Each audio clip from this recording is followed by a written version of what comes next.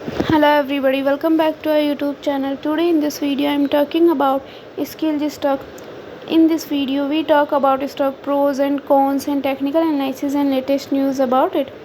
Stock is trading at 11.81 US dollar with 2.64% negative in a day. We can easily see stock was recent in at all-time high, so the fundamental stock is not better for today. Before buying and selling the stock, please consult your financial advisor.